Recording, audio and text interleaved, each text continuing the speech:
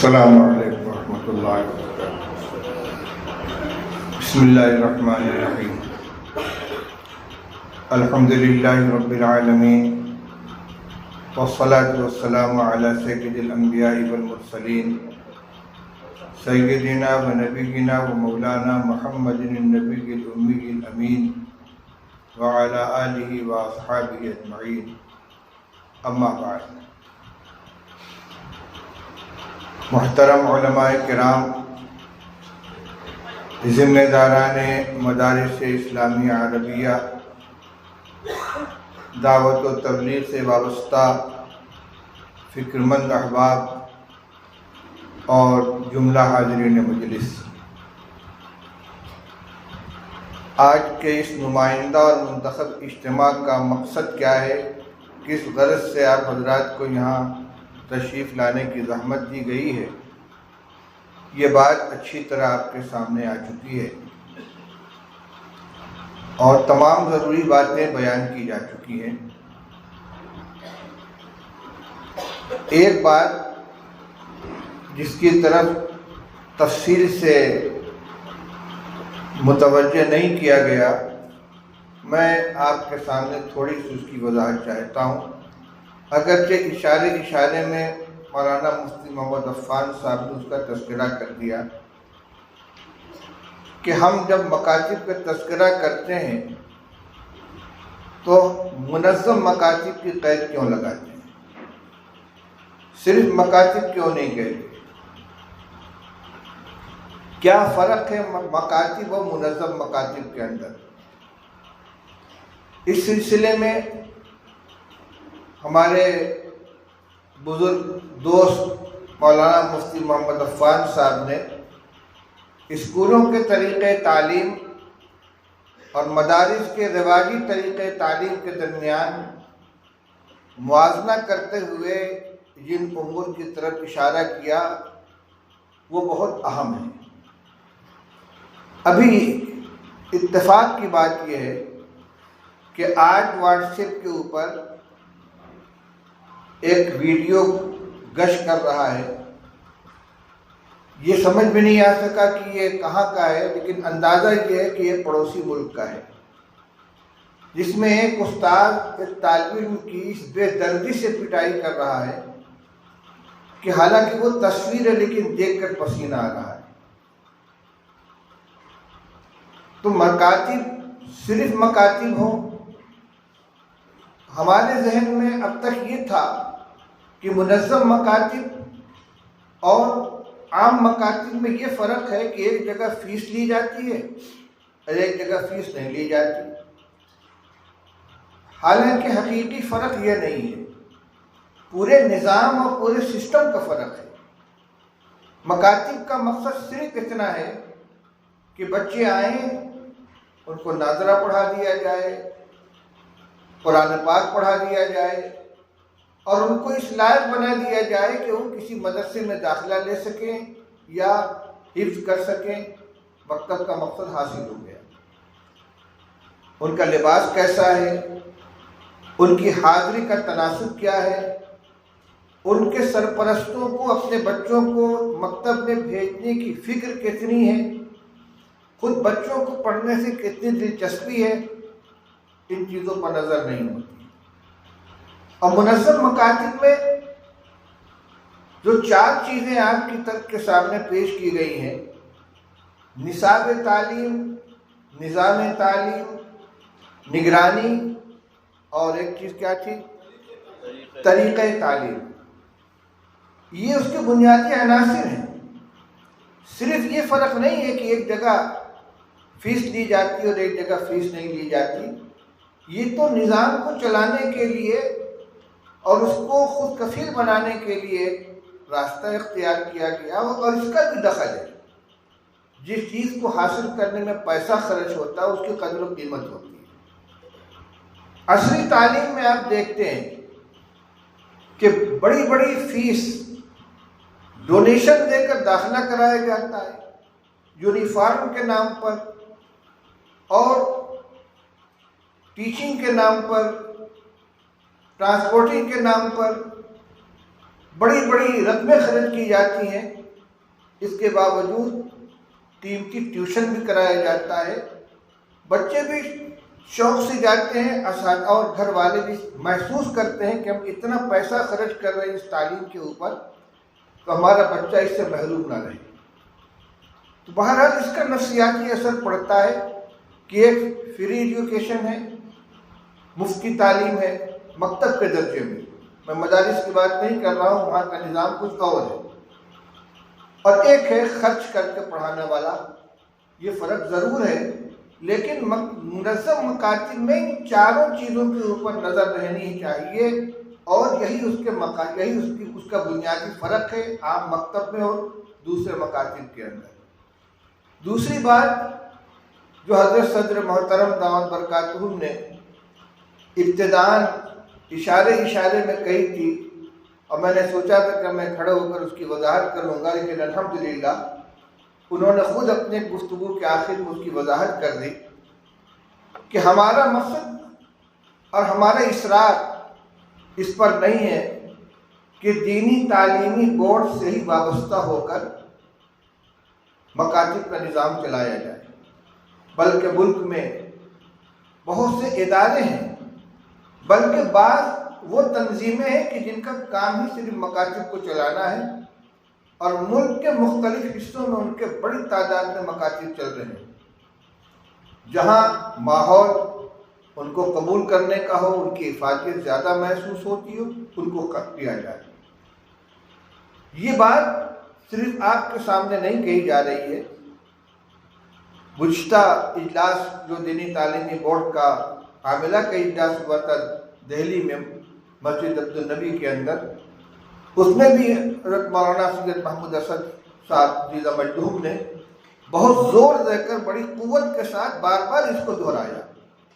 हालांकि जमाअत के जो खुद्दाम हैं, जो रज़ाकार हैं, जो वर्कर हैं, जो मेहनत करने वाले हैं, उनकी ये फितरी ख्वाहिश होगी कि हमारा प्लेटफार्म, हमारे खिदमत का मैदान अपनी तंजीम हो और अपना दीनी तालीमी बोर्ड हो, जमीयत उलमा हिंद हो।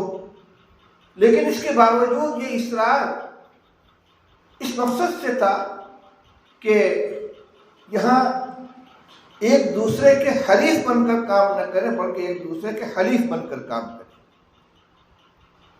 अगर कहीं पर किसी दूसरी तंजीम के ज़ेर इंतज़ाम मकतब चल रहा है और वहाँ नया मकतब कायम करने की ज़रूरत नहीं है, तो हम मुतमईन होकर न बैठे कि यहाँ तो माशाअल्लाह पहले से मकतब कायम है, बल्कि अपनी सलाहियत, अपनी मेहनत और अपनी जिद्दोजहद उसको मज़ीद क़ुव्वत पहुँचाने में, मज़ीद आगे बढ़ाने में सर्फ करें।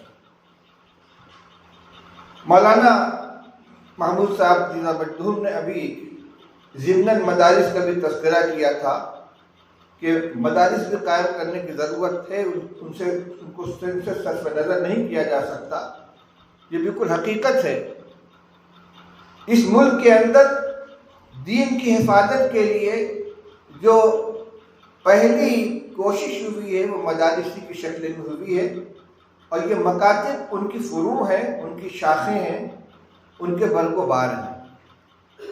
इसलिए जैसे किसी नई बस्ती के अंदर एक पावर हाउस होता है, फिर उससे इलाकाई पावर स्टेशन बनाए जाते हैं, फिर घरों के अंदर उनका कनेक्शन पहुंचाया जाता है, इसी तरीके से एक बड़ी आबादी में सिर्फ मकातिब का अगर क़याम है और मदारिस बिल्कुल न हो, तो उनको कंट्रोल करने वाले उलमा, ज़िम्मेदारान, मसऊलीन मुहैया नहीं हो पाएंगे।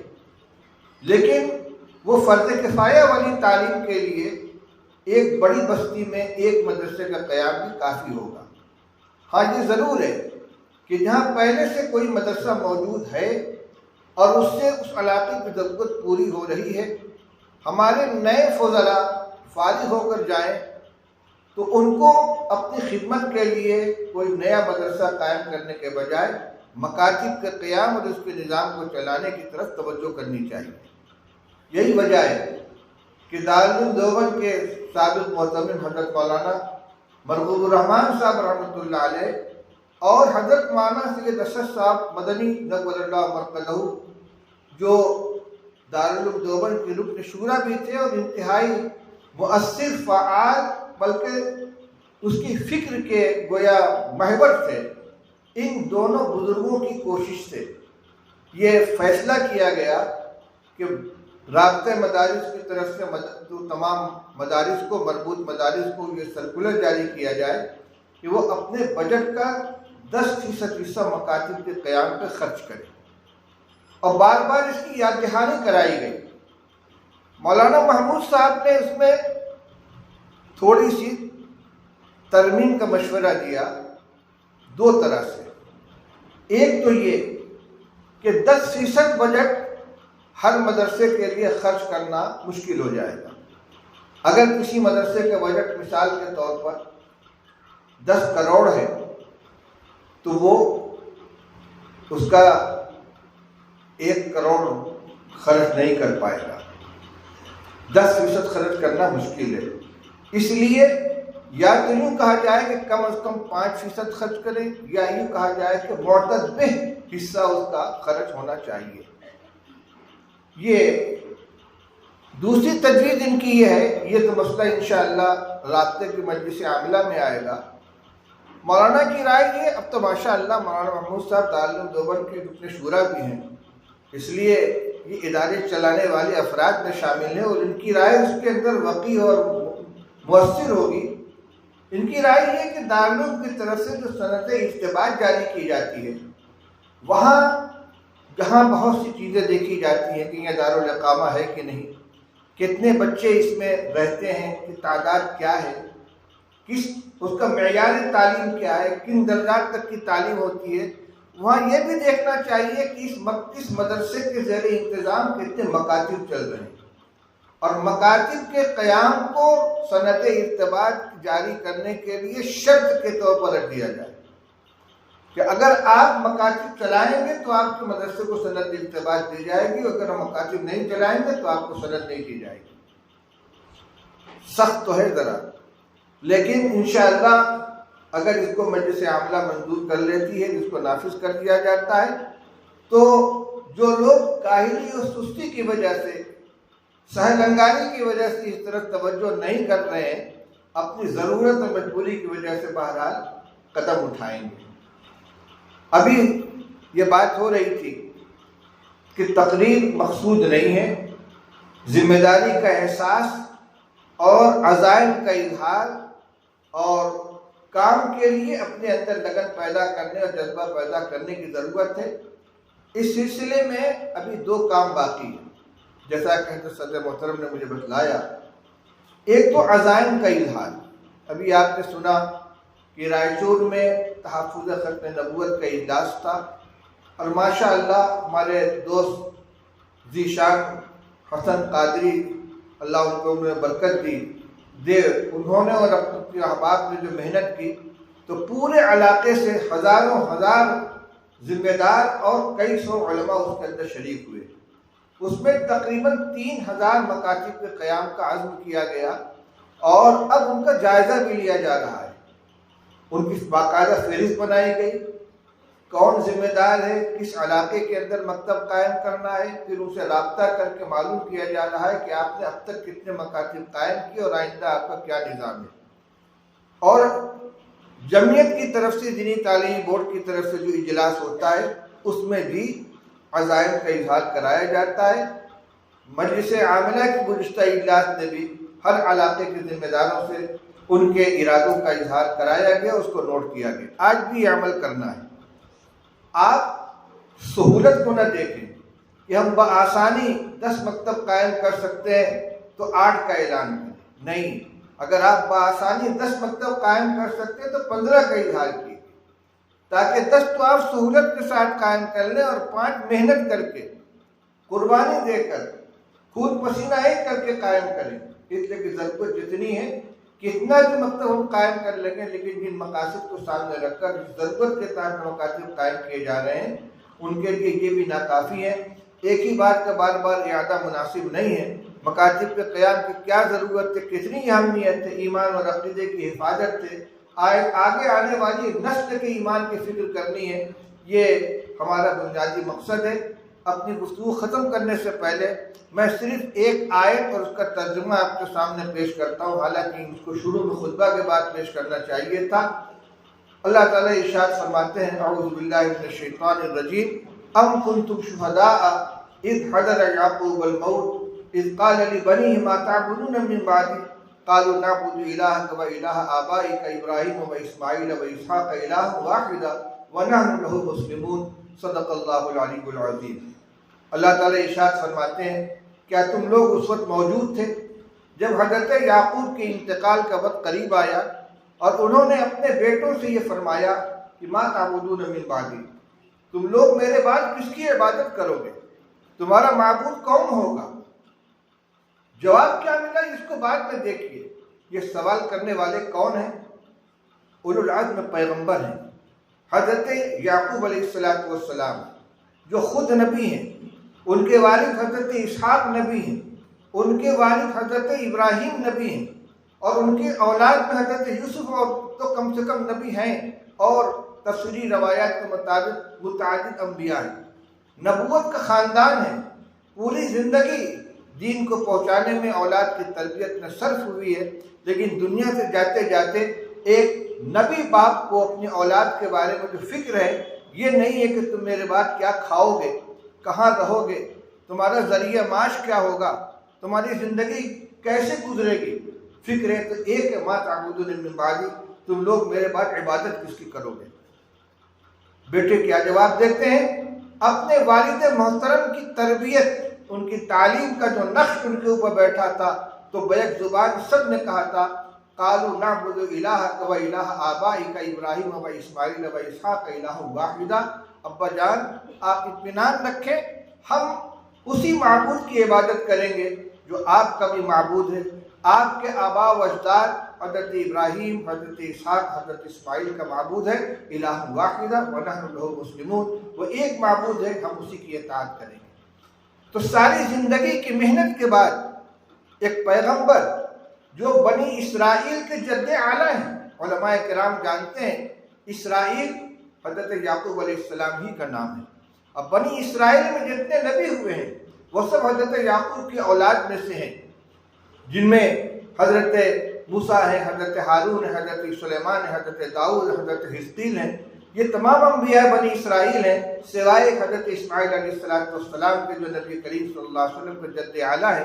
तो सैकड़ों अंबिया के जद्दे आला, उनको फ़िक्र है अपनी औलाद के बारे में ज़िंदगी के आखिरी लम्हे में, तो उनके दीन और ईमान की फ़िक्र है, तो कम से कम ये फ़िक्र हमारे अंदर आ जाए और उस फ़िक्र को अपने अंदर ज़िंदगी में पैदा करें, ताकि मेहनत के बाद जब हमारी आँख बंद हो तो हमें इसका इत्मीनान हो कि हमारी औलाद इंशाअल्लाह दीन के ऊपर कायम रहेगी।